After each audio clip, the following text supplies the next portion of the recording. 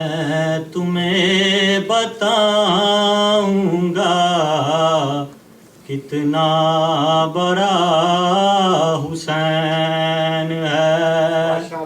کیا میں تمہیں بتاؤں گا کتنا بڑا حسین ہے. توحید جس پہ ہے کھڑی وہ آسرا حسین ہے. کیا میں تمہیں بتاؤں گا کتنا بڑا حسین ہے. میں ہوں خدائے مصطفیٰ اور یہ میرا حبیب ہے. میری جان سے دیکھیے دے کتنا میرے قریب ہے. کتنا میرے قریب ہے. میرا وجود ہے علی میری زبان حسین ہے. میرا وجود ہے علی میری زبان حسین ہے. کیا میں تمہیں بتاؤں گا کتنا بڑا حسین ہے. کتنے سنگین وقت میں تم نے علی علی کیا. ہاتھوں میں تھام کے علم ماتم گلی گلی کیا. ماتم گلی گلی کیا.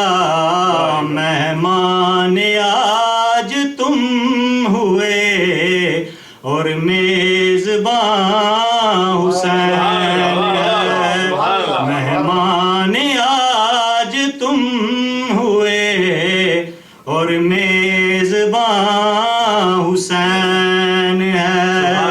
کیا میں تمہیں بتاؤں گا کتنا بڑا حسین ہے. ماشاءاللہ.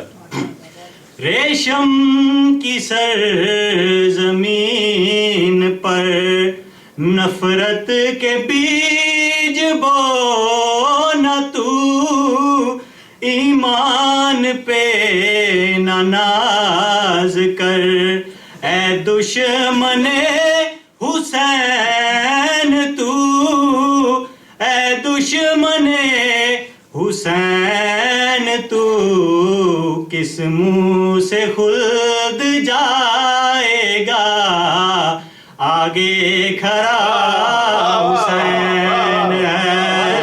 کس منہ سے خلد جائے گا. آگے کھڑا حسین ہے.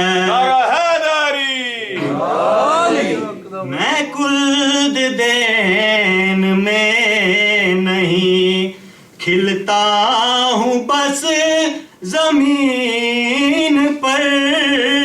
میں لامکان ہے علی مل سکتا ہوں زمین پر. مل سکتا ہوں زمین پر.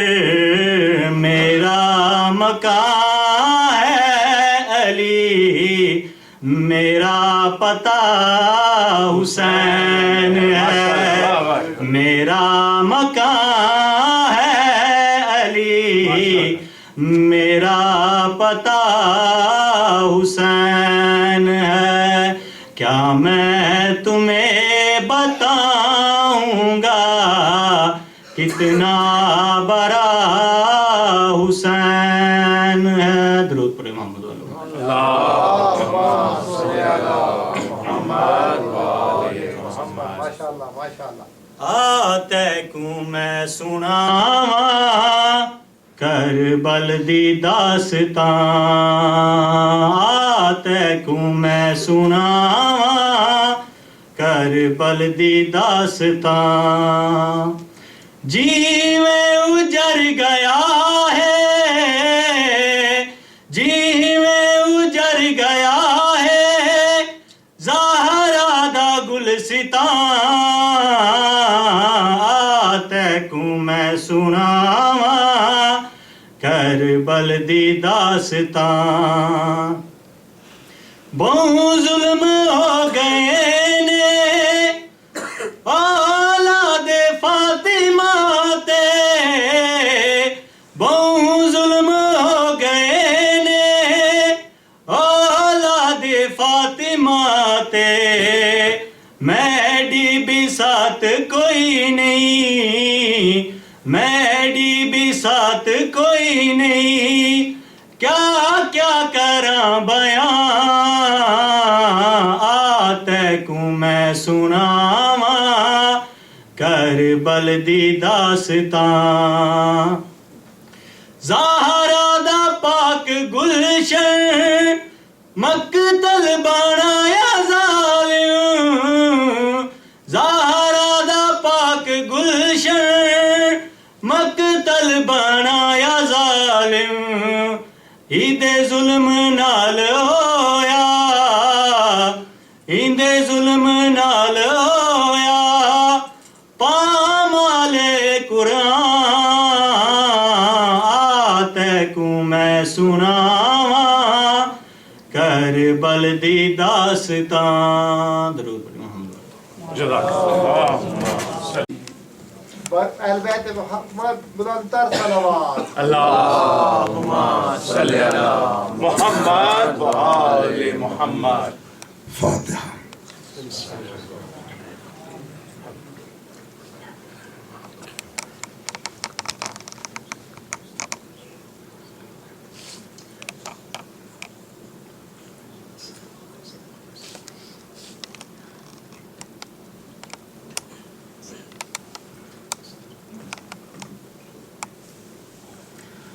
لا حول ولا قوة إلا بالله العلي العظيم.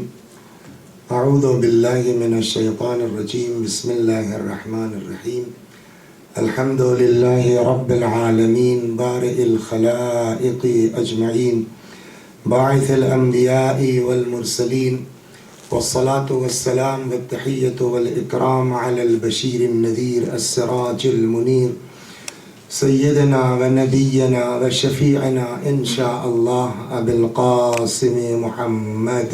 اللہم صلی علی محمد و آل اللهم صل عليه وعلى أهل بيته مظاهر جمالك وجلالك الذين كلامهم نور وأمرهم رشد ووصيتهم التقوى وفعلهم الخير وعادتهم الإحسان وسجيتهم الكرم واللعن على أعدائهم الشاكين فيهم المنحرفين عنهم أجمعين.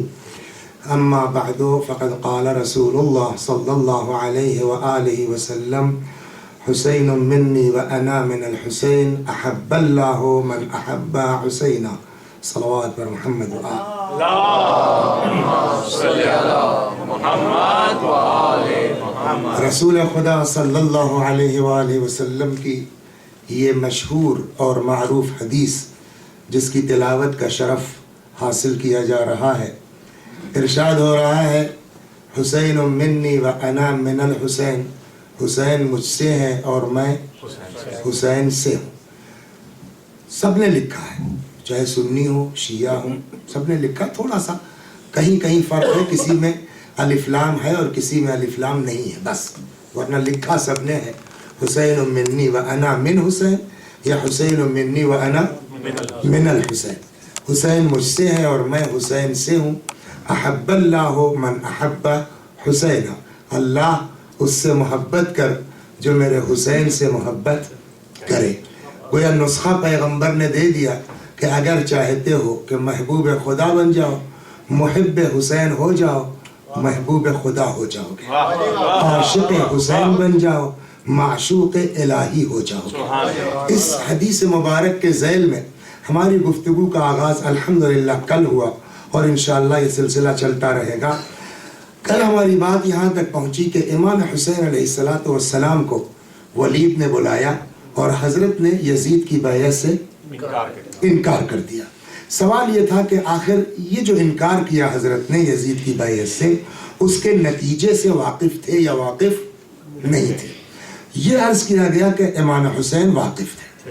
جب یہ طے ہو گیا کہ امام حسین سلام اللہ علیہ یزید کی بیعت سے انکار کا نتیجہ کیا ہوگا اس سے واقف تھے، تو یہ سوال یہیں پہ مجلس رک گئی تھی کہ جب جانتے تھے کہ اس کی بیعت کے نتیجے میں قتل کر دیا جاؤں گا، شہید کر دیا جاؤں گا، نہ یہ کہ شہید کر دیا جاؤں گا، بلکہ یہاں تک روایت کہتی کہ جب ابن عباس نے روکا مکے میں مت جائیے اور حضرت نے فرمایا کہ اللہ مجھ کو شہید دیکھنا چاہتا ہے، ابن عباس نے کہا ٹھیک ہے آپ جائیے، عورتوں کا مت لے جائیے، تو امام نے فرمایا اللہ ان کو اسیر دیکھنا چاہتا ہے. تو نہ یہ کہ صرف اپنی شہادت کا علم تھا بلکہ اپنے بعد ہونے والے واقعات کا بھی حضرت سید الشہداء سلام اللہ علیہ کو بخوبی علم تھا. اب یہاں سوال یہ ہے کہ جب جانتے تھے کہ یزید کی بیعت کے انکار کے نتیجے میں قتل کر دیا جاؤں گا تو انکار کیوں کیا؟ ایک جواب تو اس کا یہ ہے آپ سے مطلب سیدھی بات، آپ ہیں کون؟ نواسۂ رسول کے متعلق یہ پوچھنے والے کہ جانتے تھے کہ نہیں جانتے تھے، آپ کون ہیں؟ کسی کو حق کیا ہے کہ وہ حسین سلام اللہ علیہ کے متعلق یہ پوچھے کہ انہوں نے انکار کیوں کیا جب جانتے تھے؟ اس کا جواب یہ ہے کہ ہم کو حق اس لیے بنتا ہے کہ ہم حسین کو اپنا امام مانتے ہیں، اور ہمارے نظریے کے اعتبار سے جو ہمارا امام ہے اس کے ہاں کہیں سے قرآن کے خلاف کچھ نہیں ہو سکتا. اس لیے ہمارا جاننا ضروری ہے کہ ہم جس کو امام مانتے ہیں وہ کیا ہے. تو جواب اس کا یہ کہ ہاں بالکل جانتے تھے. کل یہ بات آئی کہ جب جانتے تھے تو کیوں انکار کیا؟ اس لیے کہ قرآن کہتا ہے کہ لا تلقوا بأیدیکم الی التہلکہ، اپنے ہاتھ سے اپنے آپ کو ہلاکت میں نہ ڈالو. اب ہم نے امام سے فریاد کی مولا یہ اعتراض اب آپ پر قرآن سے ہو رہا ہے، ہم کیا جواب دیں؟ یہاں بات آ کے رک گئی تھی کہ امام نے فرمایا یا فرمائیں گے اگر ہم پوچھیں کہ کیا قرآن میں بس یہی آیت ہے؟ یہ آیت تم بھول گئے ہو جہاں ارشاد ہوتا وَلَا تَحْسَبَنَّ الَّذِينَ قُتِلُوا فِي سَبِيلِ اللَّهِ أَمْوَاتًا بَلْ أَحْيَاءٌ عِنْدَ رَبِّهِمْ يُرْزَقُونَ. وہ لوگ جو اللہ کی راہ میں قتل ہو گئے ہیں انہیں مردہ نہ سمجھو، وہ زندہ ہیں. مطلب یعنی اللہ نے ہلاکت سے منع کیا ہے، اللہ نے شہادت سے منع نہیں کیا. یہاں بات ہو گئی. اب ہمارا سوال آج کی مجلس کا آغاز یہاں سے کہ یہ طے ہو گیا کہ خدا نے قرآن مجید میں بے شک منع کیا ہے اپنے ہاتھ سے اپنے آپ کو ہلاکت میں ڈال، لیکن قرآن نے شہادت سے منع نہیں کیا، بلکہ اس قدر اہمیت ہے شہادت کی، صلوات در محمد شہید کا اس قدر مرتبہ ہے کہ دو آیتیں قرآن مجید نے شہداء کے بارے میں فرمائی. ایک تو یہ وَلَا تَحْسَبَنَّ الَّذِينَ قُتِلُوا فِي سَبِيلِ اللَّهِ، دوسری وَلَا تَقُولُوا لِمَنْ يُقْتَلُ فِي سَبِيلِ اللَّهِ. دیکھو جو اللہ کی راہ میں قتل ہو گئے ہیں انہیں مردہ نہ سمجھو، دیکھو جو اللہ کی راہ میں قتل ہو گئے ہیں انہیں مردہ نہ کہو. ماشاءاللہ. یہ دو آیتیں قرآن میں، ایک آیت کہتی انہیں مردہ کہہ نہیں سکتے، ایک آیت کہتی انہیں مردہ سمجھ نہیں سکتے. چلیے رک جائیے یہیں پر. سوال یہ کس سے کہہ رہا ہے قرآن؟ مسلمانوں سے نا. تو جن مسلمانوں سے کہہ رہا ہے ان کا اعتبار قرآن پر ہے نہیں ہے؟ جب ان کا اعتبار قرآن پر ہے ایک آیت کافی تھی کہ اللہ کہہ رہا ہے جو لوگ اللہ کی راہ میں قتل ہو گئے انہیں مردہ نہ کہو، ڈیڑھ سال ختم ہو گئے. یہ دو آیتوں کی ضرورت کیا تھی؟ صلوات اور محمد. کس قدر اہمیت ہے شہید کی قرآن کی نگاہ میں. ماشاءاللہ. آپ کا نام کیا ہے؟ اور بھائی محبوب صلی اللہ علیہ وسلم کیسے ہیں آپ؟ کیوں ہنسے آپ؟ ہم نے کہہ دیا محبوب صلی اللہ علیہ وسلم، کیوں ہنسے آپ؟ اچھا اگر اس کے بجائے میں کہتی ہوں اور بھائی محبوب صاحب سلام علیکم، دونوں کا مطلب کیا ہے؟ سلامتی نا. لیکن میں نے جب محبوب سلام علیکم کہا تب تو آپ نہیں ہنسے. جب میں نے کہا اور بھائی محبوب سلمہ تو آپ ہنس پڑے. کیوں ہنس پڑے؟ جبکہ دونوں کی میننگ ایک ہے کہ اللہ ان کو سلامت رکھے. جواب کیا ہے؟ کہا دیکھیے لغت اپنی جگہ ہے, ڈکشنری اپنی جگہ ہے. ہمارا سماج بڑے کو سلمہ نہیں کہنا چاہتا. ہمارے سماج میں ہے کہ چھوٹے کو سلمہ کہا جاتا ہے, بڑے کو سلمہ. تو اس کا مطلب ڈکشنری الگ چیز ہے, ترجمہ الگ چیز ہے, سماج الگ چیز ہے. اب آئیے, سماج میں مردہ کس کو کہتے ہیں؟ جس کی نفس ڈوب چکی ہو, جس کے دل کی دھڑکنیں رک چکی ہو. سمجھ رہے ہیں آپ؟ جس کا سر و تن الگ ہو چکا ہو, وہ کیا ہے؟ مردہ ہے. قرآن مجید نے جو ہے وہ کہا کہ دیکھو وہ لوگ جو اللہ کی راہ میں قتل ہو گئے ہیں انہیں مردہ نہ کہو. تو اب اگر ہم یہ کہہ دیتے کہ انہیں مردہ نہ کہو, صلوات بر محمد, انہیں مردہ نہ کہو, تو ہم کیا سمجھتے ہیں کہ صاحب مردہ کیوں نہیں ہے؟ شہید کی نفس ڈوب چکی ہے, قلب کی دھڑکن رک چکی ہے, سر الگ ہو چکا ہے, تب کیوں مردہ نہ کہیں؟ اور قرآن کہنا مردہ نہ کہو. تو اگر ایک آیت آتی تو میں بھی پاسبل کہ ہمارے ذہن میں یہ خیال ہوتا مر تو گئے ہیں, لیکن جیسے محبوب صاحب کو سلمہ کہنا اچھی بات نہیں ہے, ویسے ہی شہید کو مردہ کہنا اچھی بات نہیں ہے. تو اگر ایک ہی آیت ہوتی تو ہم یہ سمجھتے کہ اونلی فار ریسپیکٹ, شہداء کی عزت کے لیے قرآن نے یہ کہا ہے کہ ان کو مردہ نہ کہو. اللہ نے کہا معاملہ یہ نہیں ہے کہ یہ مر گئے ہیں, فار ریسپیکٹ ہم کہہ رہے ہیں مردہ نہ کہو. ایک آیت نے کہا مردہ نہ کہو, دوسری آیت کہتے ہیں مردہ نہ سمجھو. اس کا مطلب یہ ہے کہ نہ ان کو مردہ کہہ سکتے ہو نہ ان کو مردہ سمجھ سکتے ہو. یہ حقیقتاً زندہ, ان کی حیات کا اعلان, ان کی حیات کا اعلان رسپیکٹ کے لیے نہیں ہے, حقیقتاً یہ زندہ ہے. تو قرآن مجید نے اس طریقے سے اہتمام کیا ہے اور شہداء کی حیات کا اعلان کیا ہے. ایک چیز دوسری شہید کی عظمت سنا دیں آپ کو. آپ نے جو ہے وہ کبھی کبھی لوگ غلطیاں کر جاتے ہیں, بڑے بڑوں سے غلطی ہوتی ہے نا جانکاری کی بنیاد پر. ویسے ہی غلطی آپ لوگوں سے ہو گئی ہے لا علمی کی بنیاد پر, کہ ایک نالائق گناہگار آدمی کو آپ نے کھڑا کر دیا جو ہے وہ جاہل کو نماز پڑھانے کے لیے. وہ پڑھتے ہیں آپ. اب صاحب ایک دن نماز اترے, ان کے سینے سے ہلکی سی ٹھوکر لگ گئی, ٹھوکر لگی تو خون نکلنے لگا. اب وہ آ کر کے نماز میں کھڑے ہو گئے. اب جو نماز پڑھنے کے بعد لوگوں کی نظر پڑی, کہ مولانا آپ کی قبا میں تو یہ خون لگا ہوا ہے. تو میں نے کہا کیا ہوا؟ کہ نماز باطل. میں نے کیسے باطل؟ صلوات پر محمد. نماز باطل کیسے باطل؟ کہ یہ خون لگا ہوا ہے. میں نے خون سے کیا ہوتا ہے؟ خون سے کیا ہوتا ہے؟ ارے صاحب خون نماز درست نہیں ہے. میں نے کہا فتویٰ پوچھ لیجئے. ہاں سیستانی کیا سے یا کسی مرجع کیا سے فتویٰ آ گیا کہ اگر درہم بغلی اتنے سے زیادہ ہے تو نماز باطل ہے. اب لے گئے, دیکھیے صاحب مرجع کا فتویٰ آ گیا, نماز باطل ہے. اچھا جب آدمی کو اپنی آگے کسی کی نہیں ماننا ہے تو کیا مرجع ہو کیا امام؟ نہیں ماننا ہے تو نہیں ماننا. میں نے کہا صاحب یہ کس کا فلاں کا فلاں کا. میں نے کہا ان کو تاریخ آتی بھی ہے, سمجھانے کے لیے عرض کر رہا ہوں, ان کو تاریخ آتی بھی ہے. پھر میں نے کہا کتنا سا خون تھا, آپ کو برداشت نہیں ہوا, سارے مراجع نے کہہ دیا نماز باطل. آپ کو کہاں لے چلوں؟ نماز کا مطلب کیا ہے؟ اللہ کی بارگاہ میں حاضری, یہی نا. 2 منٹ 4 منٹ 5 منٹ 10 منٹ, یہی نا. اور اس کے لیے اللہ میاں کو اتنا سا خون برداشت لگ گیا. جاؤ پاک کرو, لباس تبدیل کرو. کہاں لے چلو آپ کو؟ بدر میں, خیبر میں, خندق میں, صفین, کہاں لے چلے؟ ابھی زخموں سے چور ہو کر کے مجاہد زمین پر گرا ہے اور پورا جسم خون سے لتھڑا ہوا ہے. یا رسول اللہ غسل دے دیا جائے, کفن پہنا دیا جائے. جواب اسی کے ساتھ اس کو دفن کر دیا جائے. سمجھ میں آیا؟ ہمارے اور آپ کا اتنا سا خون برداشت نہیں ہے, اور شہید اسی جسم کے ساتھ بارگاہ خداوندی ہے. تو یہ ڈفرنس ہے ہم میں اور شہید میں. شہید کا بڑا مرتبہ ہے, شہید کا بڑا مرتبہ ہے.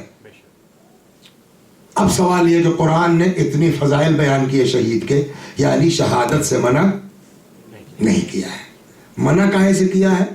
ہلاکت سے. اب یہاں پر سوال ہوگا کہ یہ امام حسین علیہ السلام جو کربلا میں قتل ہوئے, حضرت کا یہ قتل ہلاکت کہلائے گا معاذ اللہ, یا شہادت کہلائے گا؟ اگر حضرت کا قتل ہلاکت ہے تو کوئی تذکرے کی ضرورت نہیں, یہ بات ختم ہوگی. اگر حسین علیہ السلام شہید ہیں تو شہید زندہ ہے, اور شہید کا تذکرہ کرنے میں, زندہ کا تذکرہ کرنے میں کسی کو کوئی عذر نہیں ہے. یہ کیسے طے ہو کہ حسین علیہ السلام کا قتل شہادت ہے کہ ہلاکت؟ جواب کل والا یاد ہے کہ اب چلنا پڑے گا سبب قتل پر. سبب قتل کیا ہے؟ انکار بیعت. انکار بیعت حسین کا اللہ کے لیے ہے یا اپنی ذات کے لیے؟ اس لیے کہ شہادت اور ہلاکت کا فرق قرآن نے کیا کہا؟ وَلَا تَحْسَبَنَّ الَّذِينَ قُتِلُوا فِي سَبِيلِ اللَّهِ. اگر اللہ کی راہ میں قتل ہے تو شہید ہے, اپنے لیے جان دی ہے تو ہلاک ہے. یہ حسین کا قتل اللہ کے لیے ہے یا اپنے لیے ہے؟ اگر اپنے لیے تو ہلاک, خدا کے لیے تو کیسے طے ہوگا کہ یہ اپنے لیے یا خدا کے لیے؟ سبب قتل بیعت. یہ بیعت کا انکار اپنے لیے ہے یا اللہ کے لیے؟ اگر انکار بیعت اپنے لیے ہے تو قتل ہلاکت ہے. اگر انکار بیعت خدا کے لیے ہے تو یہ قتل فی سبیل اللہ اور شہادت. یہ کیسے طے ہوگا کہ انکار اپنے لیے ہے کہ خدا کے لیے؟ پھر جواب, پہلے سوال بیعت ہوا یا پہلے انکار بیعت؟ سوال بیعت. تو سوال بیعت پر جائیے آپ کہ آخر یزید کو اتنا اصرار کیوں تھا؟ جو سبب اصرار بیعت کا ہے وہی سبب انکار بیعت کا ہے. اگر اصرار بیعت دین کے انہدام کے لیے ہے تو انکار بیعت دین کے بچاؤ کے لیے.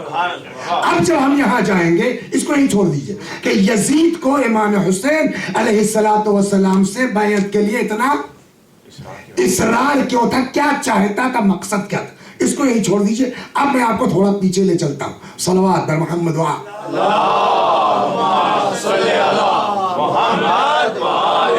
آپ ایک سوال کا جواب دیجئے. حضرت موسیٰ علیہ السلام جو دین لے کے آئے تھے وہ دین آج ہے؟ نہیں ہے. اگر ہوتا تو رسول اللہ کے آنے کی ضرورت نہیں تھی, حضرت عیسیٰ کے آنے کی ضرورت نہیں تھی. موسیٰ کا دین اگر بچا رہتا, یا حضرت عیسیٰ سلام اللہ علیہ جو دین لے کے آئے تھے آج وہ ایز اٹ از ہے؟ اگر ہوتا تو رسول اللہ کے آنے کی ضرورت. یہ دین کیسے ختم ہوا؟ یہ دین کیسے برباد ہوا؟ یہ دین مٹا کیسے؟ کوئی جنگ ہوئی؟ نہیں. جہاد ہوا؟ نہیں. کیسے مٹا؟ کہ اس کا جواب یہ کہ اسی دین کے ماننے والے اسی دین میں گھس کر کے انہوں نے حضرت موسیٰ اور عیسیٰ کے جو چاہنے والے تھے, انہوں نے اس دین میں گھس کے ایسی بھیانک تبدیلیاں کر دی کہ وہ دین اپنی اصلی شیپ میں رہ نہیں سکا. ہو گئی بات, اس کو یہیں رکھیے. اب آئیے, جب رسول اللہ نے دین کا اعلان کیا تو ان کو روکنے کے لیے خیبر, خندق, بدر, حنین, احد, یہ ساری جنگیں ہوئی. یہاں تک کہ آل پارٹیز جنگ احزاب ہو گئی اور کچھ بگاڑ نہ سکے. اب جب کچھ بگاڑ نہ سکے تو آخر کار ان کے پاس وہ نسخہ پرانا تھا کہ اب ان کو روکا نہیں جا سکتا. اس کے لیے ایک ہی صورت یہ ہے کہ مسلمان بن جاؤ. صلوات بر محمد. اب اس کے لیے صرف ایک ہی صورت ہے کہ مخالف بن کر کے مقابلہ کر کے آپ جیت نہیں سکتے, جنگ کر کے آپ نہیں جیت سکتے. اس دین کو مٹانے کے لیے بس ایک ہی صورت ہے کہ تم مسلمان بن جاؤ اور ان کے اندر گھس کر کے کسی صورت سے جو ہے وہ ایسی بھیانک تبدیلیاں کر دو ان کے دین میں کہ یہ دین اپنے اصلی شیپ میں رہ ہی نہ جائے. پھر نام رہ جائے گا, اسلام سے کوئی فائدہ. اور یہ کام جسٹ آفٹر وفات پیغمبر شروع ہوا. صلوات پر محمد جسٹ آفٹر وفات پیغمبر یہ کام شروع ہوا. آدمی آیا بیٹھا اور آنے کے بعد کہتا ہے کہ 2 چیزیں تھیں رسول اللہ کے زمانے میں حلال. میں کوئی نئی بات تو نہیں کہہ رہا ہوں, صرف اکٹھا کہ انا احرمہما, میں ان دونوں کو حرام کر رہا ہوں. ایک آدمی کی ہمت پڑی اٹھ کے کھڑا ہوئے کہہ دیتا کہ صاحب آپ کون ہیں؟ حالانکہ ایک جملہ اگر آپ سے پوچھا جائے کہ کیا ڈفرنس ہے اہل بیت میں اور مخالفین اہل بیت میں, جواب کیا ہے؟ جواب یہی ہے کہ ایک طرف آدمی تخت بیٹھ کہتا حلال تھا میں حرام کرتا ہوں, اور دوسری طرف عاشور کے دن حسین پکارتے ہیں مجھے کیوں قتل کرتے ہو, میں نے کیا حلال کو حرام کیا؟ صلوات یہ فرق اہل بیت اور مخالفین. تو آپ وہ معاملہ چلا اور کسی میں اتنی ہمت نہیں ہوئی کہ وہ پلٹ کے ٹوک دیتا کہ آپ کون. لیکن یہ معاملات ہلکے پھلکے تھے, لوگوں نے جو ہے وہ ڈر کی وجہ سے اس کی وجہ سے قبول کر لیا. یہاں تک تو معاملہ ٹھیک تھا, ہلکا معاملہ تک چلتا گیا. دھیرے دھیرے دھیرے دھیرے بات آئی کہاں تک؟ یزید تک. یزید جب تخت پر بیٹھا تو اس نے کہا کہ یہ تو معاملہ کب تک چلتا رہے گا, یہ ہلکا پھلکا, یہی سے کام ختم کرو تاکہ رہتی دنیا تک میرا نام یہ ہو جائے کہ جو ہمارے بڑے بڑے بزرگ نہ کر سکے اسلام کو مٹانے کا کام, وہ یزید نے 1 منٹ میں کر دیا. اس کے لیے کرنا کیا ہوگا؟ اچھا اب تک کا مزاج کیا ہے پبلک کا کہ جو اس تخت پہ بیٹھ کے بولتا ہے اس کو پبلک مان لیتی ہے, ایکسپٹ کر لیتی ہے. لہذا اب میں جو کہوں گا پبلک, لیکن اب ایسا بھی نہیں تھا کہ آپ نماز کے خلاف بولیں تو پبلک مان لے. صلوات پر محمد. اب میں جب یہاں تک آپ آ چکے تو پہلے آپ کو یزید کو پہچاننا پڑے گا کہ یزید خود کیا تھا, اس کی مینٹلٹی کیا تھی, یزید کیا چاہتا تھا. کوشش تو شروع سے کی لوگوں نے, لیکن اتنی بھیانک جو ہے وہ ہنگامہ نہیں ہوا جتنا یزید نے بیٹھتے ہی کیا. اور اب تک یہ تھا کہ جو اس تخت پہ بیٹھ کے بول رہا ہے وہ دین بنتا ہے نا, وہ شریعت بنتی ہے. لہٰذا اب یزید نے سوچا کہ ہم اکٹھے اسلام کا کام تمام کر دیں. میں آپ کو 2-3 شعر سناتا ہوں یزید کے, تاکہ آپ کو اندازہ کہ یزید کیا کرنا چاہتا تھا اور حسین پر کیسے واجب تھا کہ وہ قتل ہو جائے مگر یزید کی بیعت نہ کرے. کس طرح سے واجب تھا. صلوات پر محمد. اب آئیے آپ کو 2-3 شعر سناتا ہوں یزید کے. نمبر 1, قرآن مجید میں نماز کا بھی ذکر ہے, شراب کا بھی ذکر ہے. پڑھیے. یسألونک عن الخمر والمیسر قل فیہما اثم کبیر. آپ سے پیغمبر لوگ شراب اور جوئے کے بارے میں پوچھتے ہیں, آپ کہہ دیجئے بہت بڑا گناہ ہے. دوسری جگہ ومنافع للناس, اور کچھ فائدے بھی ہیں. دوسری جگہ نماز کے لیے جو آیت ہے ارشاد ہوتا ہے کہ فویل للمصلین الذین هم عن صلاتهم ساہون. اللہ کی ویل ان نمازیوں پر جو نماز میں غفلت برتتے ہیں. سب کے لیے بات نہیں ہے, کس کے لیے؟ وہ نمازی جو نماز میں غفلت برتتے ہیں. فویلون, ویل, ویل جہنم کا نچلا طبقہ. کس کے لیے جہنم کا نچلا طبقہ؟ ان نمازیوں کے لیے جو نماز میں غفلت برتتے ہیں, جہنم کا نچلا طبقہ. اور ادھر شراب کے لیے کیا کہا؟ اسم کبیر. خاص کر کے لفظ ویل وہاں یوز. یزید نے کیا کیا؟ اپنے شعر میں دونوں آیت کو اکٹھا کر دیا. اور اب اس کا شعر سنیے. کہتا ما قال ربک ویل للذی شربا. نہیں کہا ہے تمہارے رب نے.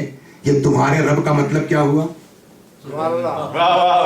تمہارے رب کا مطلب یعنی یزید اللہ کو اللہ نہیں مانتا. ما قال ربک ویل للذی شربا. نہیں کہا تمہارے رب نے لفظ ویل ان لوگوں کے لیے جو شراب پیتے ہیں.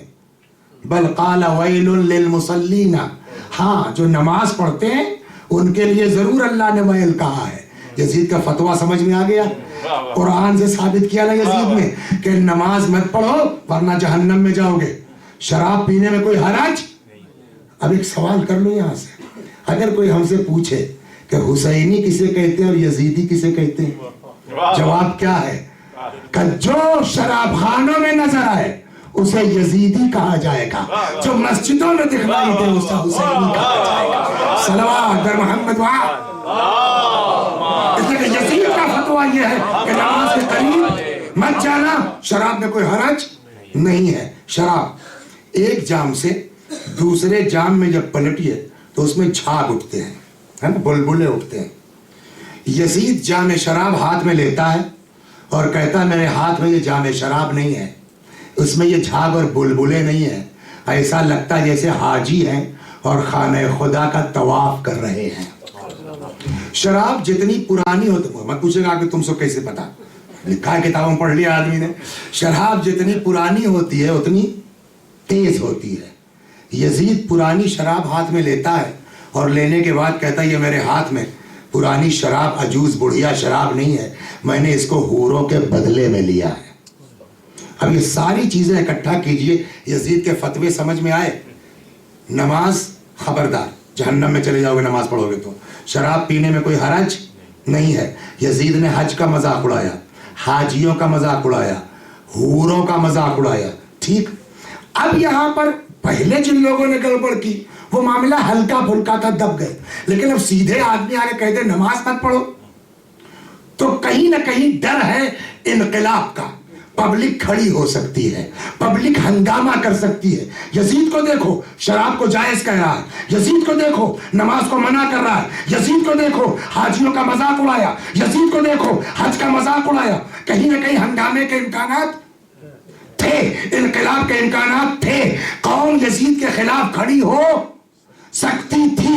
اس کے لیے ضرورت تھا کہ قبل اس کے کہ پبلک کھڑی ہو, کوئی ایک ایسا مضبوط ہاتھ مل جائے جو ہمارے ہاتھ پر بیعت کر لے, تاکہ اگر پبلک کھڑی ہو تو ہم کہیں تم کیا, تمہاری اوقات کیا, تمہاری حیثیت کیا. جس حسین کے گھر سے دین چلا ہے اس حسین نے تو بیعت کر لی, چپکے ہو کے بیٹھے, تم کو کیا حق ہے اعتراض کرنے کا.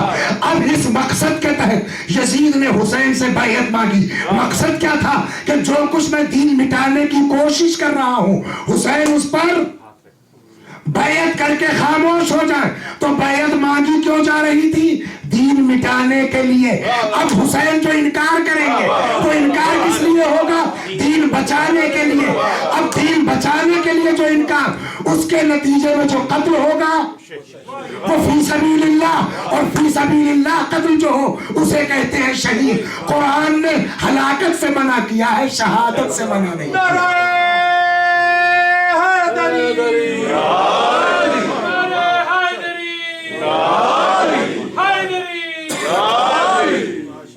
اور حبیب خدا ختم الانبیاء بلند تر صلوات.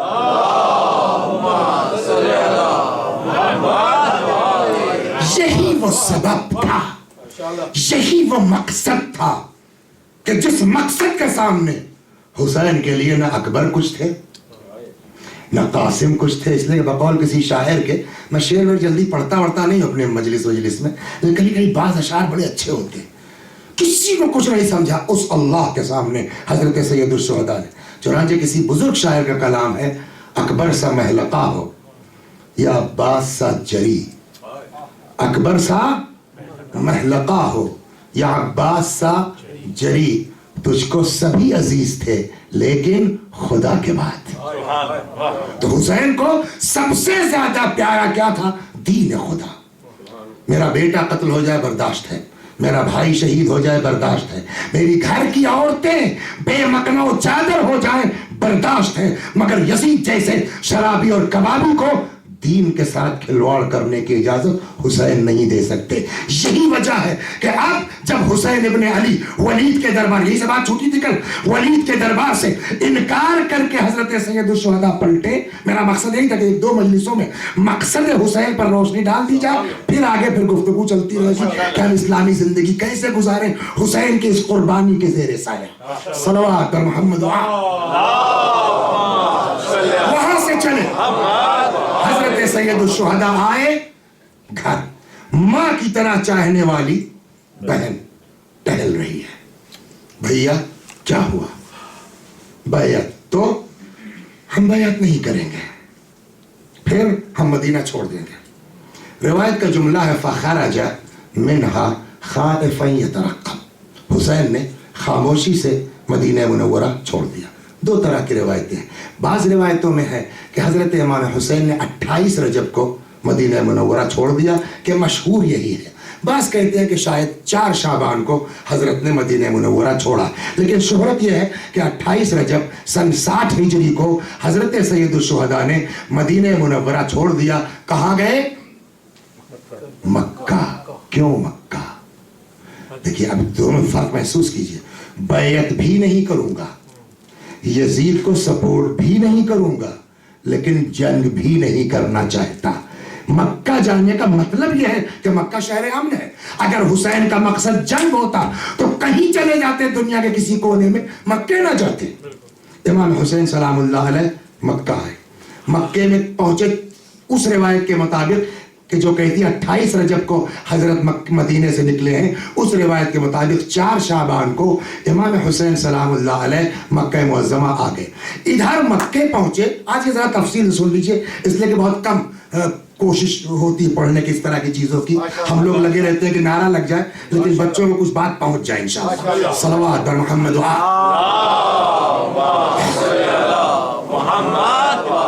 اب یہ پورے علاقے میں بات مشہور ہو گئی کہ یزید نے حسین علیہ السلام سے بیعت مانگی تھی، حضرت نے بیعت سے انکار کر دیا اور مدینہ چھوڑ کے مکے آ گئے ہیں.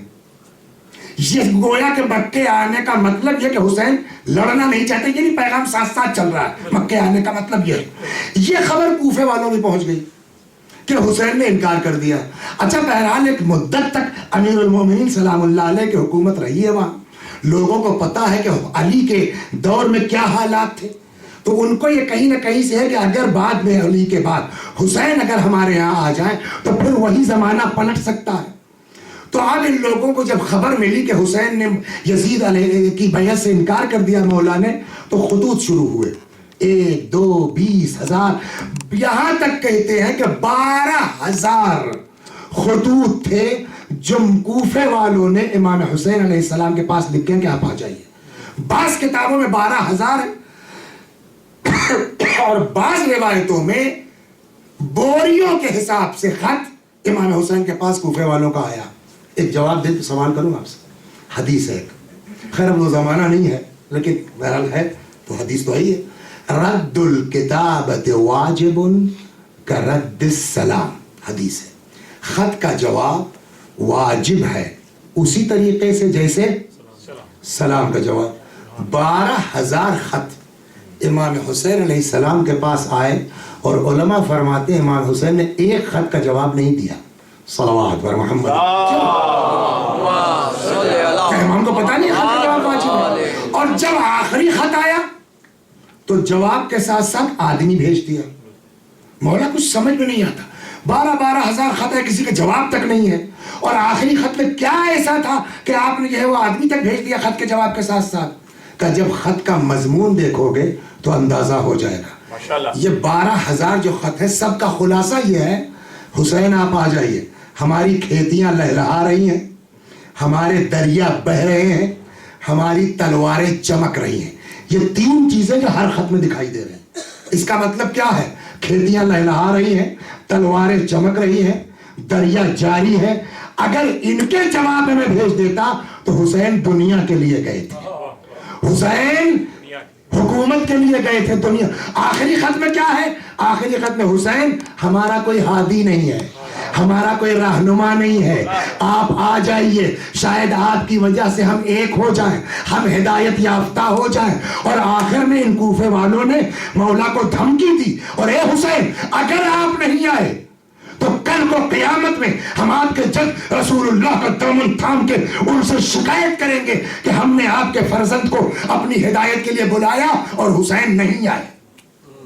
جب یہ آخری خط آیا کہ ہم کو ہاتھ ہی چاہیے، تب حسین نے مسلم ابن عقیل جو ان کے سگے چچیرے بھائی تھے، امیر المومنین کے داماد تھے، ان کو خط دے کر کے یہ کہہ کے بھیجا کہ آپ جائیے، جیسے حالات ہوں رپورٹ کیجئے، آپ کی رپورٹ پر ہمارا اگلا قدم ہوگا. صلوات بر محمد.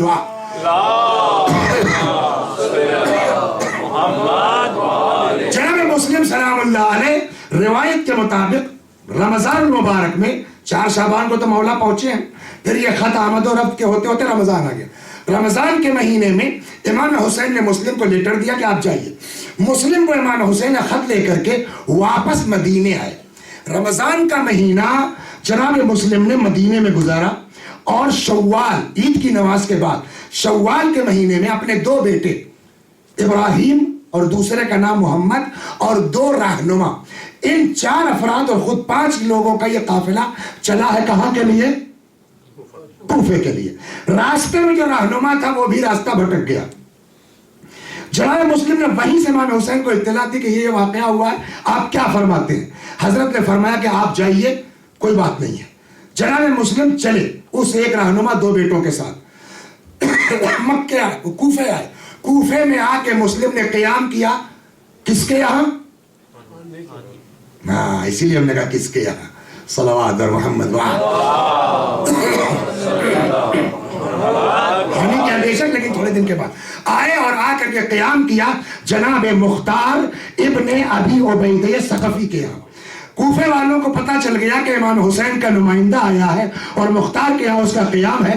کوفے والے جھوک در جھوک جناب مختار کے یہاں جمع ہونے لگے اور حسین علیہ السلام کے نام پر مسلم کے ہاتھوں بیعت شروع ہوئی، یہاں تک کہ روایات کہتی ہیں تقریباً 18,000 افراد نے جناب مسلم علیہ السلام کے ہاتھوں پر بیعت کر لی۔ اس زمانے میں کوفے کا جو گورنر تھا اس کا نام تھا بشیر ابن نعمان یا نعمان ابن بشیر، مسلم مجھ سے ہو رہی، نعمان ابن بشیر۔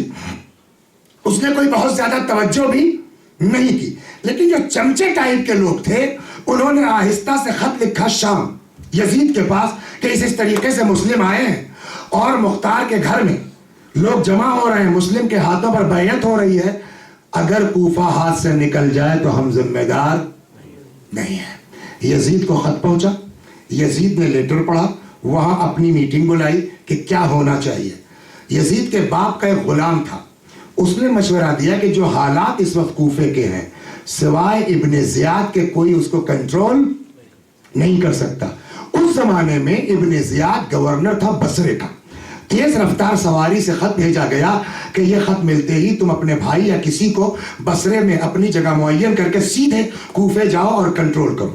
یہ جب خط آیا ہے بصرے میں ابن زیاد کے پاس تو ابن زیاد نے اپنی میٹنگ بلائی۔ اس میٹنگ میں ایک بندے مومن جس کے تعلقات ابن زیاد سے بہت اچھے تھے، جس کا نام تھا شریک ابن آور۔ شریک ابن آور اندر سے عاشق اہل بیت، محب اہل بیت، شریک نے یہ بہت کوشش کی کہ اس کو کوفے جانے سے روکا جائے، لیکن ابن زیاد نے ایک نہ سنی، کہنے بھائی آرڈر ہے، ہم کو جانا، اور شریک تم کو بھی چلنا ہے۔ شریک کو یہ احساس تھا کہ جتنے تعلقات میرے ہیں اس اعتبار سے اگر دیکھا جائے تو ابن زیاد بغیر میرے کوفے جائے گا نہیں۔ اب یہاں پر روایات 2 طرح کی ہیں، بعض روایتیں کہتی ہیں کہ حادثہ ہے اور بعض روایتیں یہ کہتی ہیں کہ شریک نے جان بوجھ کے یہ حرکت کی۔ حرکت کیا کی کہ جب یہ قافلہ چلنے لگا اور شریک بھی ساتھ ہے کوفہ جانے کے لیے، جیسے ہی بصرے سے نکلے شریک نے اپنے آپ کو اونٹ سے گرا دیا۔ بعض کہتے ہیں گرا دیا، بعض کہتے ہیں گر گئے۔ نتیجہ یہ ہوا کہ ان کی ہڈی کولے کی ٹوٹ گئی۔ شریک کی پلاننگ یہ تھی کہ بغیر میرے یہ جائے گا نہیں اور مجھ کو ٹھیک ہونے میں 1 مہینہ لگ جائے گا، جب تک مسلم کامیاب ہو چکے ہوں گے یہ جا کے کریں گے کیا۔ لیکن ابن زیاد نے کوئی توجہ نہیں کی کہ شریک کے ساتھ کیا ہوا، اس نے اپنا سفر جاری رکھا۔ جب دیکھا شریک نے کہ میرا معاملہ تو خراب ہو گیا تو بیچارہ اسی ٹوٹے پیروں کے ساتھ وہ بھی گیا اور جا کر کے شریک نے قیام کیا کس کے یہاں؟ ہانی ابن عروہ کے یہاں۔ ادھر بعض یہ کہتے ہیں کہ اپنے کھیتیوں کا کچھ کام تھا اور بعض یہ کہتے ہیں افراد اکٹھا کرنے کے لیے اطراف کے دیہات میں مختار کو جانا تھا، تو جب میزبان نہیں ہے تو مہمان اکیلا کیا رہے گا، تو طے یہ ہوا کہ مسلم بھی اب مختار کے یہاں سے چلے آئے کہاں؟ ہانی ابن عروہ کے یہاں۔ اب ہانی کے یہاں جناب مسلم بھی ہے اور ہانی کے یہاں شریک ابن آور بھی ہے۔ صلوات بر محمد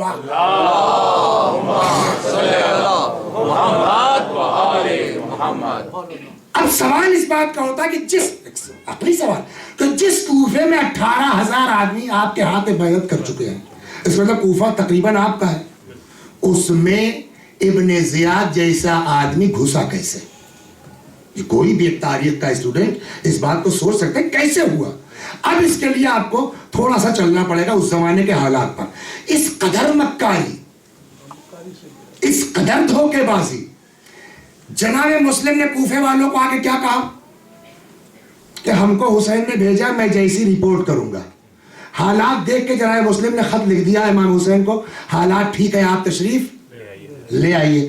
کوفے والوں کو یہ پتا ہے کہ مسلم خط لکھ چکے ہیں اور امام حسین کبھی کبھی آ سکتے ہیں. ابن زیاد نے شرارت یہ کی کہ اس کا بینیفٹ لیتے ہوئے دھیرے سے اپنے آدمیوں سے اڑوا دیا کہ حسین چل چکے. صلوات بر محمد یہ مکاری دیکھیے، حسین چل چکے اور بس آنے والے ہیں. پھر جب قریب ہوا پھر اعلان کروا دیا دھیرے سے کہ بس کل تک شاید پہنچ جائیں گے. اور اب جب قریب ہے آنے کے تو پھر ایک آدمی نے جا کے اڑا دیا بس 2 گھنٹے میں حسین پہنچنے والے ہیں.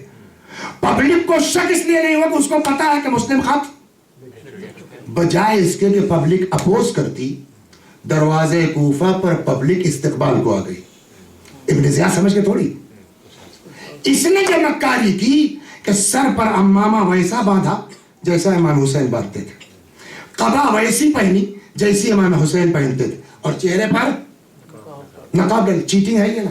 پبلک سمجھی نہیں کہ ابن زیاد کا اپوز کیا کرتی، بجائے اپوز کے استقبال کر کے پبلک لائی کہاں؟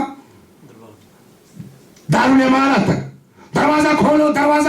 اور اس کیس کو اتنا سیکریٹ رکھا گیا کہ وہ نعمان ابن بشیر جس سے چارج لینا اس کو بھی نہیں پتا. جب پبلک نے ہنگامہ کیا دروازہ کھولو تو نعمان ابن بشیر چھت پہ آیا دارالامارہ کے اور وہاں سے کہتا ہے حسین اتنی آسانی سے ہم آپ کے حوالے نہیں کر دیں گے دارالامارہ. تب ابن زیاد نے نقاب ہٹائی، میں ہوں جلدی کر. جب تک پبلک سمجھے کہ ہم کو چیٹ کیا گیا ابن زیاد سیف ہو گیا. صلوات بر محمد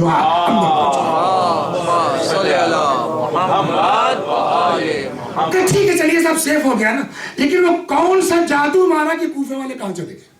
یہ بھی سر 18,000 آدمی کہاں گئے؟ جو لوگ اس زمانے کے طریقے سے واقف ہیں ان کو یہ پتا ہے کہ اس دور میں پبلک کے اپنا کوئی نظریہ نہیں ہوتا تھا، اپنا کوئی خیال نہیں ہوتا تھا، قبیلوں کے اوپر چلتی تھی. جو سردار قبیلہ کہہ دے گا بقیہ. اب ابن زیاد نے پہلا کام یہ کیا کہ قبائل کے سرداروں کو اکٹھا کرنا شروع کیا، پیسے سے، دھمکی سے. جو مان گئے وہ مان گئے، جو نہیں مانے ان کے ساتھ ابھی عرض کر رہا ہوں ان کے ساتھ کیا ہوا. تو عام طور پر جو بڑے بڑے قبیلے تھے ان کو پیسوں کے ذریعے خرید لیا گیا. اتنے میں کسی نے ابن زیاد کو اطلاع دی کہ تمہارا دوست شریک ابن اعور، یہ ڈفرنس محسوس کیجئے آپ اہل بیت اور دشمنان اہل بیت میں کیا. تمہارا دوست شریک ابن اعور جس کا پیر ٹوٹ گیا تھا بصرے سے چلتے وقت، اس کو دیکھنے نہیں جاؤ گے؟ کہاں ہے؟ کہانی کیا ہے؟ چلو چلو چلو چلو کہلا دو آ رہا ہوں میں دیکھنے. ہانی کے یہاں اطلاع پہنچی کہ ابن زیاد شریک کو دیکھنے آ رہا. شریک کا پیر ٹوٹا بیچارے پڑے.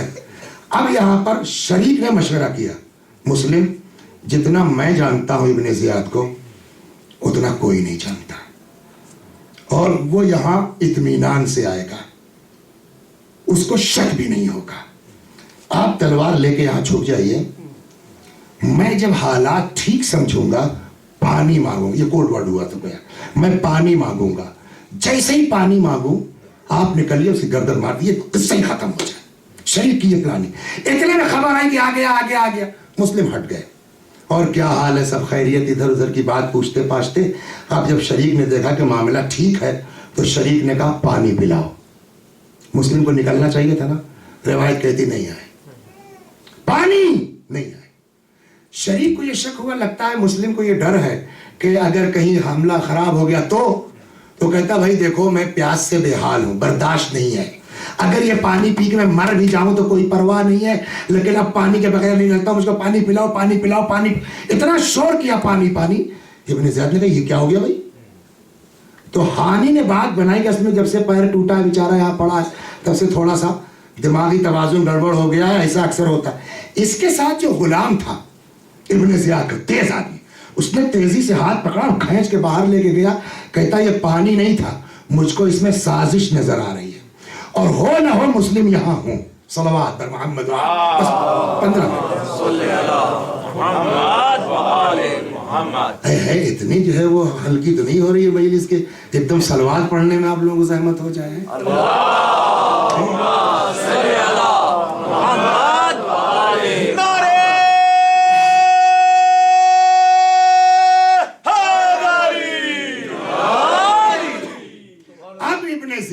یہ طے کیا کہ ایسا ہے، اسی معقل جو اس کا غلام تھا اس کو 3000 درہم دیے کہ اب تمہارا کام یہ ہے کہ تم جاؤ اور بس یہ تلاش کرو مسلم ہیں کہاں. اب یہ پیسہ لے کر کے اس کا کام جاسوسی ہو گیا.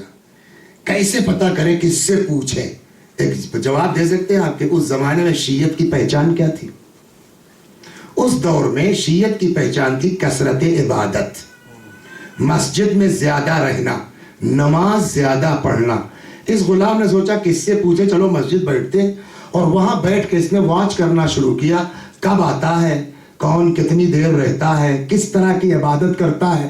کئی دن واچ کرنے کے بعد اس کی نگاہ جا کے ٹھہری جناب مسلم ابن اوسجہ، کربلا کے شہیدوں میں.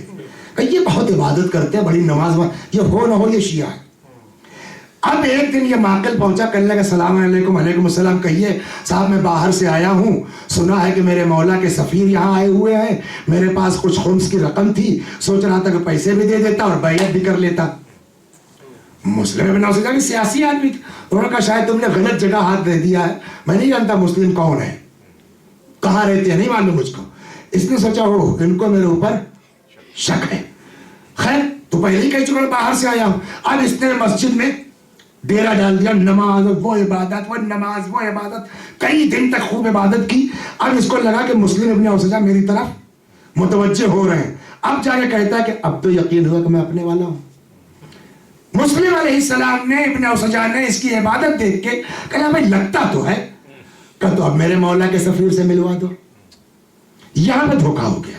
مسلم ابن اوسجہ اس کو لے کر کے معقل کو آئے ہانی کے یہاں.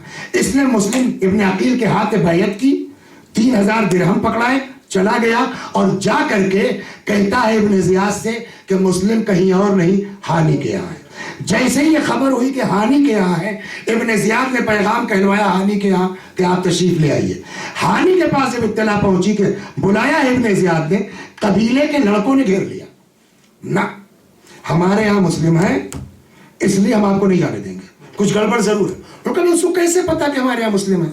ایک بات. دوسری بات ہے کہ ہمارے ابھی سرکار سے کوئی ٹکراؤ نہیں ہے، تو بلا وجہ ہم پہل کیوں کریں؟ ہم ٹھیک ہے دیکھتے ہیں، جاتے ہیں، کیا معاملہ ہے. تب بھی قبیلے کے نوجوانوں نے کہا کہ ٹھیک ہے آپ جائیے، مگر ہم آپ کو اکیلے نہیں جانے دیں گے. ہانی اپنے قبیلے کے نوجوانوں کے ساتھ آئے. ہانی نے کہا کہ تم لوگ باہر رہو، میں جاتا ہوں. اندر پہنچے. اندر پہنچنے کے بعد پہلا سوال ابن زیاد نے کیا، مسلم کہاں ہے؟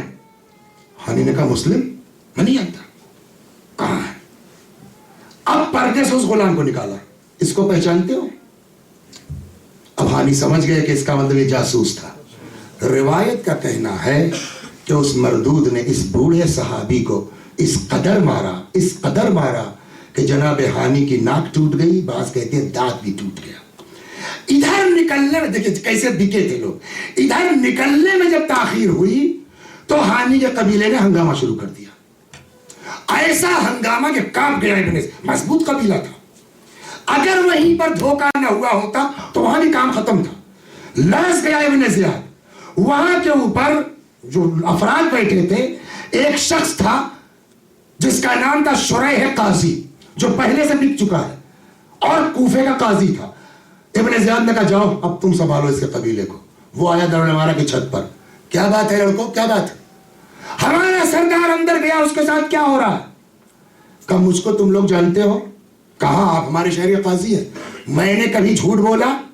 دیکھیے مکاری یہاں سے نہیں، آپ قاضی ہیں. شہر کے حالات خراب ہیں؟ ہاں بالکل خراب ہے. ہانی ایک اہم شخصیت کوفے کی ہے. کیا ہانی کی ذمہ داری نہیں ہے کہ پیس کمیٹی کی میٹنگ میں وہ بھی شریک ہو کہ کوفے کے حالات کو سنبھالا کیسے جائے؟ تم لوگ بلا وجہ پریشان. ارے ہانی ہے، میں ہوں، اور سرداران قبیلہ ہیں، کوفے کے حالات پر بہت اچھی گفتگو چل رہی ہے، جاؤ تم لوگ اپنے گھر جاؤ، بلا وجہ کیوں ٹینشن لو؟ شریح کے بہکاوے میں آ گئے بچے کہ صاحب یہ تو قاضی جھوٹ نہیں بولے گا. لڑکے اپنے اپنے گھر چلے گئے. اچھا جب بھیڑ چھٹ گئی تو پھر کچھ بھی کام کیا جا سکتا ہے. ہانی علیہ السلام کو مار کے اور پھینک دیا گیا.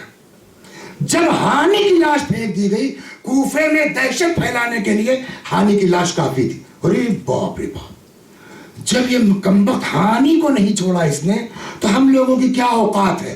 یہاں پر جو اور بھی قبیلے ہلکے پھلکے مخالفت میں تھے, نہیں بھی پیسہ لیا تھا, وہ بھی ڈر گئے کہ بھیا جب ہانی نہیں بچے تو ہماری اوقات کیا. خود ہانی کے قبیلے میں مائیں ہیں, بہنیں ہیں, دیکھ رہے جب سردار کو اس نے نہیں چھوڑا تمہاری کیا اوقات ہے. کسی کی ماں نے روکا, کسی کی بہن نے روکا, کسی کی زوجہ نے روکا. اب اس طریقے سے ہانی کی موت کے بعد تقریباً پورے کوفے پر ابن زیاد نے کنٹرول کر لیا, اور اب اعلان کرتا ہے کہ جو کوئی مسلم کا حمایتی پایا جائے اس کو گرفتار کر لیا جائے. یہ اطلاع سن کے اور بھی پبلک ڈر گئی. اب اعلان ہوا جہاں کہیں مسلم ملے مسلم کو گرفتار کر لیا جائے. یہی وجہ کہ آپ سنتے ہیں نا کہ عشاء کی نماز کے بعد اب جو مسلم نے پلٹ کے دیکھا تو کوئی نہیں ہے. خدا نہ کرے پردیس میں کسی کے ساتھ یہ دن آ جائے جو حضرت مسلم نے کوفے میں دیکھا, کبھی اس گلی سے اس کوچے میں, اس کوچے سے اس گلی میں, یہاں تک کہ چلتے چلتے جناب مسلم ایک دروازے پر آ کے ٹھہر گئے. ایک جملہ عرض کروں, محبت اہل بیت دل کو نرم کرتی ہے, عشق اہل بیت دل کو نرم. یا اللہ بحق آل محمد ہمارے دلوں کو بھی نرم کر دے. جس دروازے پر آ کر کے مسلم ابن عقیل بیٹھے ہیں وہ ایک مومنہ کا گھر ہے, نام ہے اس کا توعہ, لیکن چونکہ عاشق اہل بیت ہے, محب اہل بیت ہے, اور یہ بات طے ہے کہ عشق اہل بیت دلوں کو نرم کر دیتا ہے. اور حالات سب کے گھر کی یہ ہے کہ اگر کسی کا گھر کا کوئی مرد غائب ہے, عورت پریشان ہے, کہیں مسلم کی حمایت میں پکڑ تو نہیں لیا گیا, کہیں مسلم کی حمایت میں گرفتار تو نہیں ہو گیا.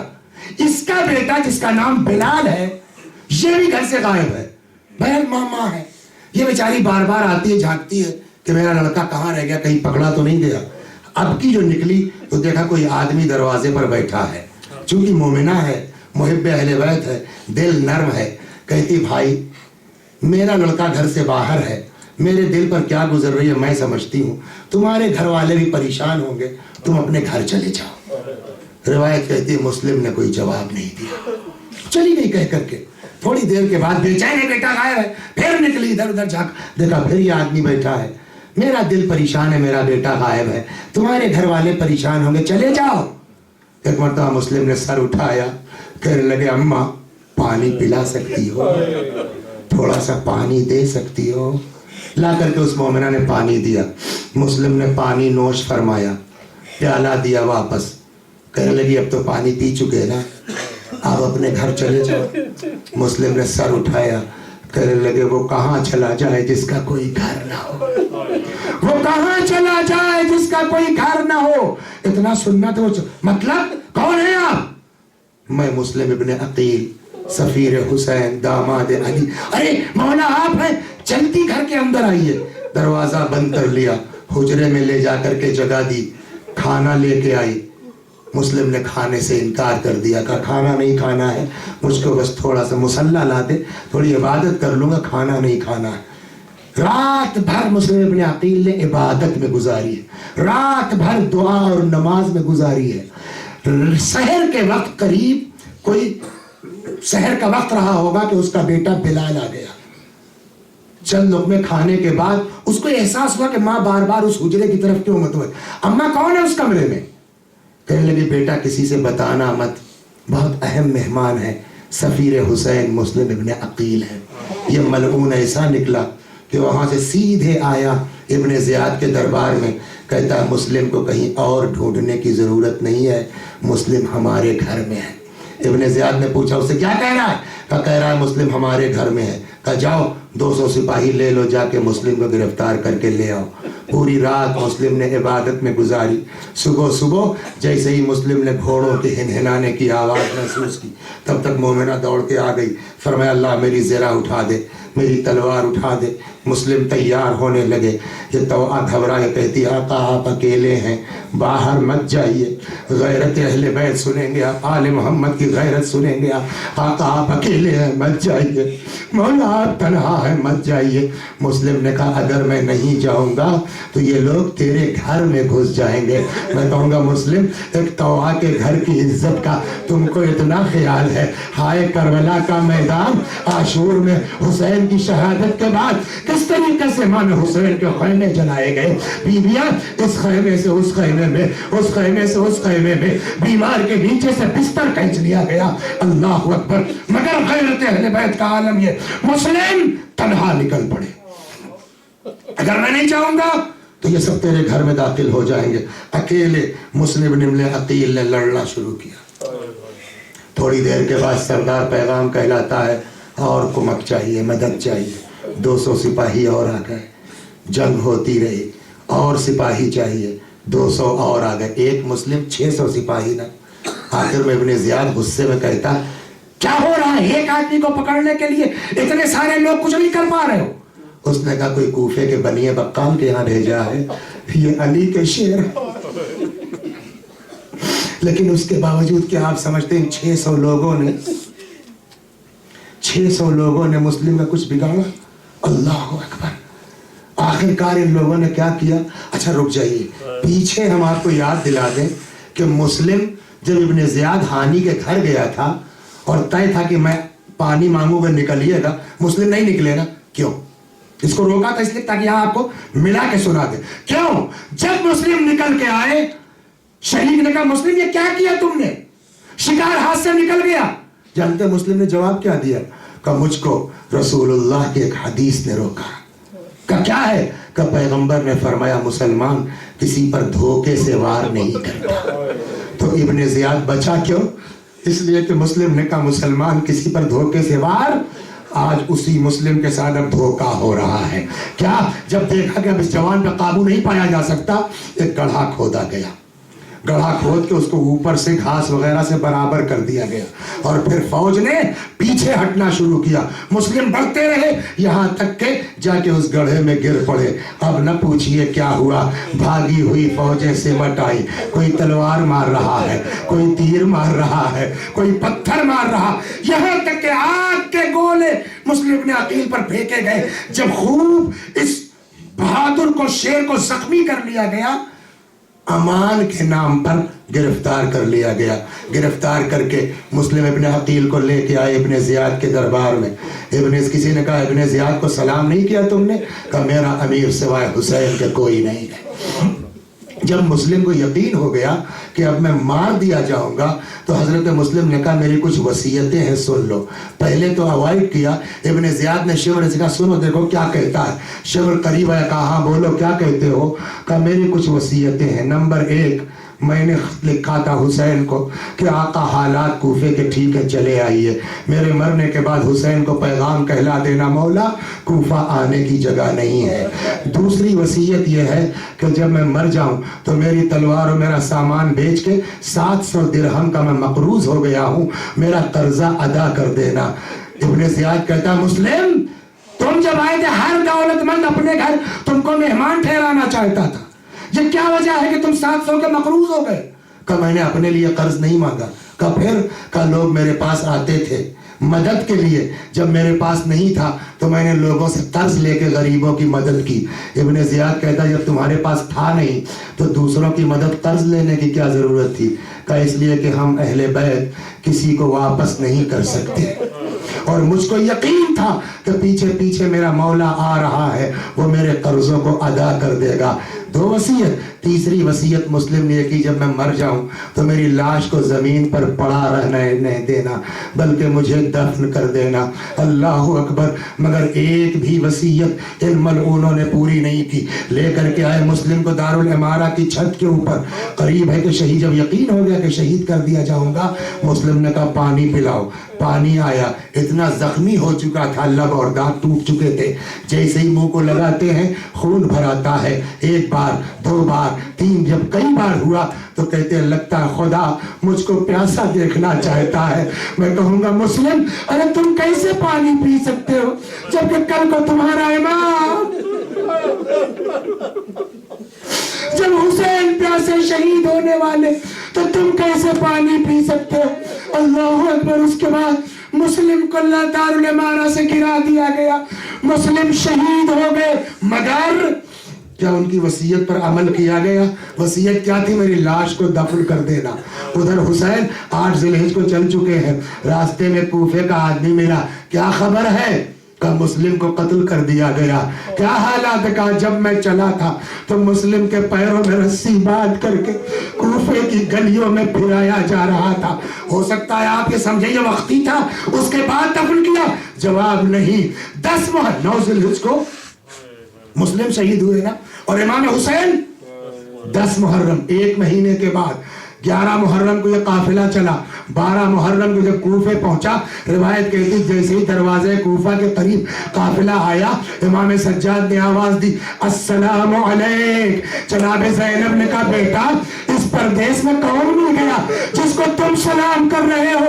فرمایا بوبی اماں مسلم کی لاش دارالامارہ پر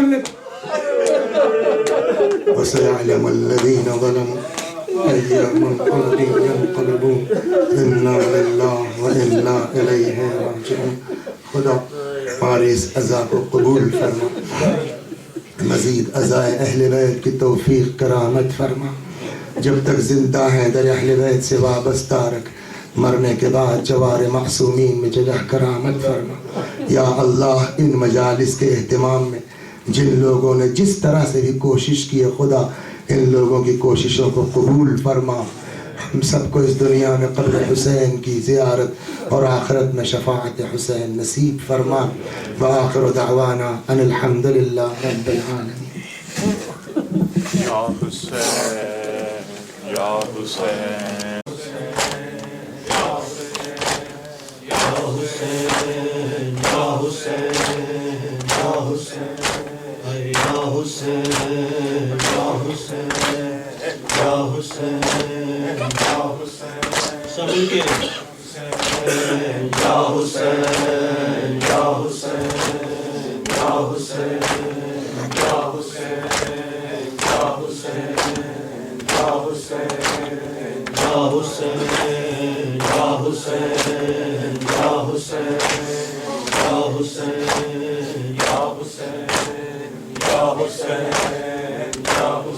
کوفے چرل گئے مسلم دلال دھوئے، کوفے چرل گئے مسلم دلال دھوئے، کوفے چرل گئے مسلم دلال دھوئے، کوفے چرل گئے مسلم دلال دھوئے، کوفے چرل گئے مسلم دلال دھوئے، کوفے چرل گئے مسلم دلال دھوئے، کوفے چرل گئے مسلم دلال دھوئے، ہائے کوفے چرل گئے مسلم دلال دھوئے، کوفے چرل گئے مسلم دلال دھوئے، کوفے چرل گئے مسلم دلال دھوئے، کوفے چرل گئے مسلم دلال دھوئے، کوفے چرل گئے مسلم دلال دھوئے، کتے صدمے یتیمہ کتے صدمے یتیمہ کتے صدمے یتیمہ، کعبے نو بھول گئے مسلم دلال دھوئے، کوفے چرل گئے مسلم دلال دھوئے، کوفے چرل گئے مسلم دلال دھوئے، سب بولو جی نظر مولا، کوفے چرل گئے مسلم دلال دھوئے، کوفے چرل گئے مسلم دلال دھوئے، عائد بھی گئی ہے اترا دی کوئی خبر نہیں، ہے مسلم دلال دھوئے، کوفے گئے مسلم کے لال دھویں کوفے چ رل گئے مسلم کے لال دھویں عید بھی گئی ہے اترا دی کوئی خبر نہیں لگدا عباس میں کو لگدا عباس میں کو چھوٹے وقت ڈل گئے مسلم لال دھویں کوفے چ رل گئے مسلم لال دھویں کوفے چ رل گئے مسلم کے لال دھویں کوفے چ رل گئے مسلم کے لال دھویں کوفے چ رل گئے مسلم کے لال دھویں کوفے چ رل گئے تیرے لال دار کیا کی گال دا ہے ارمان تیرے لال دار کیا کی گال دا ہے ارمان تمہیں اپنی کم سے وچ تمہیں اپنی کم سے وچ تل گئے مسلم لال دھویں کوفے چ رل گئے مسلم لال دھویں کوفے چ رل گئے مسلم لال دھویں کوفے چ رل گئے مسلم لال دھویں عید بھی گئی ہے اترا دی کوئی خبر نہیں عید بھی گئی ہے اترا دی کوئی خبر نہیں لبدا عباس میں کو لگدا عباس میں کو بیٹے وقت ڈل گئے مسلم لال دھویں کوفے چ رل گئے مسلم لال دھویں کوفے چ رل گئے مسلم کے لال دھویں کوفے چ رل گئے مسلم کے لال دھویں کوفے چ رل گئے مسلم کے لال دھویں کر کے قتل جا ٹکیا مقتولا دی غریبی کر کے قتل جا ٹکیا مقتولا دی غریبی اکھیاں تو اترو اپنے اکھیاں تو اترو اپنے قاتل تے ڈل گئے مسلم لال دھویں کوفے چ رل گئے مسلم لال دھویں کوفے چ رل گئے مسلم کے لال دھویں کوفے چ رل گئے مسلم کے لال دھویں کوفے چ رل گئے مسلم کے لال دھویں کوفے چ رل گئے عید بھی گئی ہے اترا دی کوئی خبر نہیں عید بھی گئی ہے اترا دی کوئی خبر نہیں لگدا عباس میں کو لگدا عباس میں کو میرے وقت ڈل گئے مسلم لال دھویں کوفے چ رل گئے مسلم لال دھویں کوفے چ رل گئے مسلم لال دھویں کوفے چ رل گئے مسلم لال دھویں یا حسین یا حسین یا حسین یا حسین یا حسین یا حسین یا حسین یا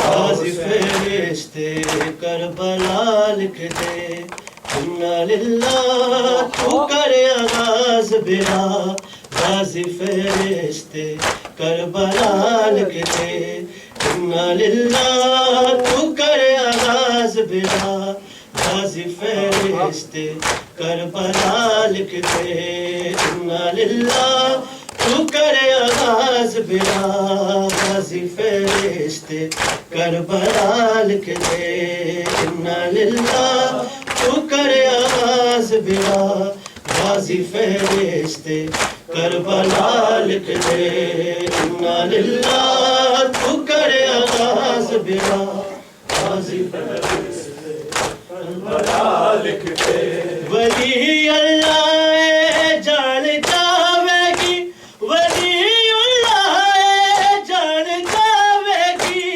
نال سغنا دے الوداع لکھ دے غازی فرشتے کربلا لکھ دے انا للہ تو کرے آغاز برا غازی فرشتے کربلا لکھ دے انا للہ تو کرے آغاز برا غازی فرشتے کربلا لکھ دے انا للہ تو کرے آغاز برا غازی فرشتے کربلا لکھ دے یو لکھدا ناویر مر جاوی میں تیرے دین دی دعا مگدا یو لکھدا ناویر مر جاوی میں تیرے دین دی دعا مگدا حسن نات پہلے لکھ زینب پھر زینب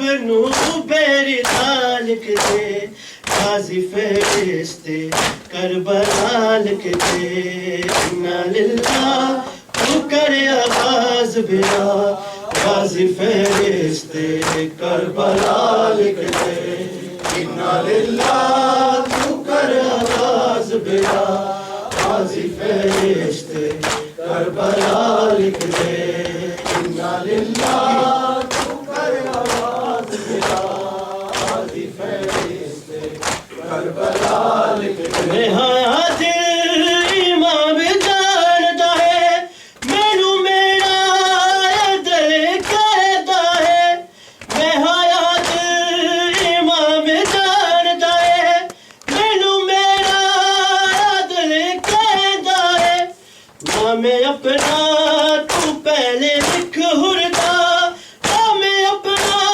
تو پہلے لکھ ہردا اور پھر اپنا تو بیان لکھ دے غازی فرشتے کربلا لکھ دے انا للہ تو کرے آغاز برا غازی فرشتے کربلا لکھ دے یا حسین یا حسین یا حسین یا حسین یا حسین یا حسین یا حسین یا حسین یا حسین یا حسین یا حسین یا حسین یا حسین یا حسین یا حسین یا حسین یا حسین یا حسین یا حسین اللهم صل على محمد وعلى محمد متوجه بزيادة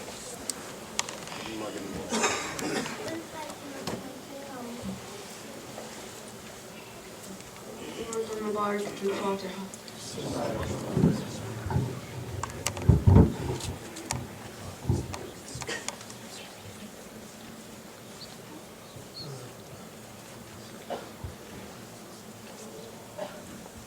السلام عليك يا نبي الله، السلام عليك يا باعث الهدى، السلام عليك يا رسول الله، السلام عليك يا حبيب الله، السلام عليكم ورحمة الله وبركاته. السلام عليك يا أبا عبد الله الحسين وعلى علي بن الحسين وعلى أولاد الحسين وعلى أصحاب الحسين جميعا شهداء كربلاء ورحمة الله وبركاته.